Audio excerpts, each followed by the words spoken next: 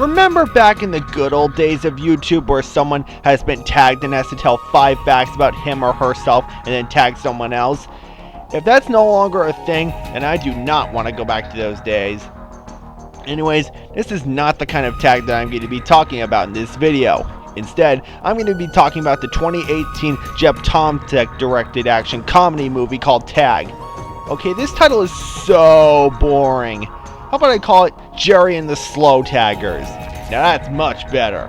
Anyways, Jerry and the Slow Taggers is based on a true story, I'm not kidding, about a bunch of friends that's been playing the same children's game of tag during every month of May since the early 1980s. Though I wonder how they played that game during the COVID-19 pandemic. Curse you, coronavirus, for ruining our opportunities to fully go outside without our masks covering our filthy mouths!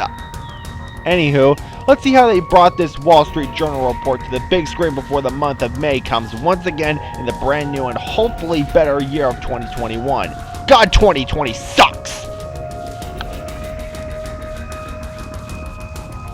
In Jerry and the Slow Taggers, 4 middle-aged tag brothers named Hogan Hoagie Malloy, played by Ed Helms, Randy Chili Colino, played by Jake Johnson, Bob Callahan, played by John Hamm, and Kevin Stable, played by Hannibal Buress, reunite on their most recent month of May to scheme a way to finally tag the 5th tag brother named Jerry Pierce, played by Jeremy Renner, who has never been tagged before in his life because according to Hoagie, Jerry is retiring after this time's season because he is getting married to Susan Rollins, played by Leslie Bibb. Not to mention that in the world of this movie in real life, the last one tagged by the end is it until next year.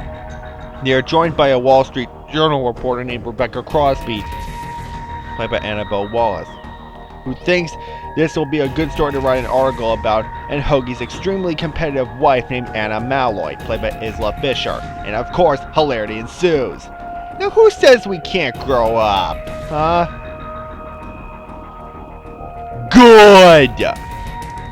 I like how the story, while nothing award-winning, is simple and easy to understand because not only does it allow for the comedy to be the best it can be, but also there's not much of a story you could do with a movie about a children's game like Tag, so be glad they didn't make this conflict any bigger than it actually is. There's only one small twist that I'll get to later, but at least there are no plot holes to nitpick the living bleep about. The characters are really likable too.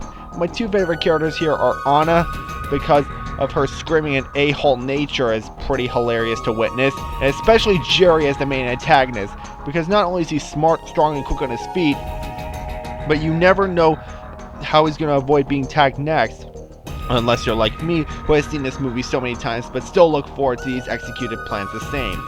The humor and slapstick action scenes are very well done, and they vary throughout the movie, even though I'm a tough person to get a laugh from because it requires something that I would really get a kick out of to do so. I even like those slow motion moments where you hear the character's thoughts at normal speed. Like, how can you possibly think on fast forward? Oh, and the soundtrack and pop songs also used in this film are really good and actually complement the movie's mostly comedic tone quite nicely. I say mostly because, well, we'll get to that. The pacing is not that bad either because it can at least keep up with what's happening without being lost. And that's a good thing, right? Oh, and the photographs and videos of the real-life Tag brothers that inspired the film that plays at the end is a really nice touch. Bad! The message of the movie about finding a way to keep you and your friends together as they drift apart from you, while decent, is not only obvious, but is spelled out for you through dialogue as if the audience can't figure it out themselves, you know? Now these next 2 complaints require me to go into spoiler territory, so if you don't want to be spoiled if you haven't seen the movie yet, skip to this part of the video. I'll give you a couple seconds.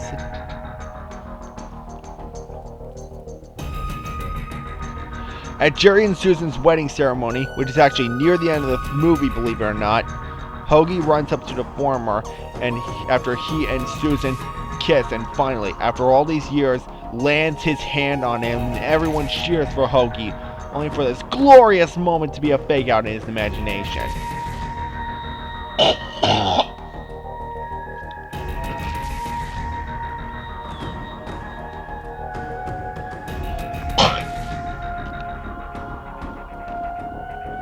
And I probably would have bought this trick if the real outcome of Hoagie's tag attempt wasn't given away in the trailer. Man, Suspects is right. Trailers do ruin everything, huh? Okay, it's not the movie's fault, but rather the marketing. But still, thanks for ruining the surprise, guys. Also, immediately after the real outcome happens, Hoagie passes out and has to go to the hospital because, as it turns out, he has liver cancer and might not be around for the next season. This makes the characters convince Jerry to swallow his pride and let Hoagie tag him before he dies. It works, and the good guys win. This whole scene, apart from the last minute, while it was foreshadowed 5 times throughout the movie, truly upsets the comedic tone in favor of something kind of depressing, if you ask me. I think they could have done something that Jerry hasn't thought of in order to tag him in a more comedic way, because at the very least that way, the comedic tone would be consistent overall. Just saying. Oh, and the present day setting will become more and more dated as time goes on. I don't like it when that happens, because aren't movies supposed to be timeless for generations? Well, at least I'm not trying too hard to be hip. Overall, Jerry and the Slow Taggers is a great movie that me and my family first found out about when we were traveling between hotels to meet my grandparents and back one time. True story, actually. I do recommend it if you want something to laugh at before the vaccine is finally put into full effect and we are all cured for things to finally return back to normal. Let's hope the Tag brothers are okay to this day. So with that taken care of, I'm going to give this movie 5 fingers out of 5. Alright, that's it for my first video of 2021. If you enjoyed it, be sure to like, comment, subscribe, and or whatever.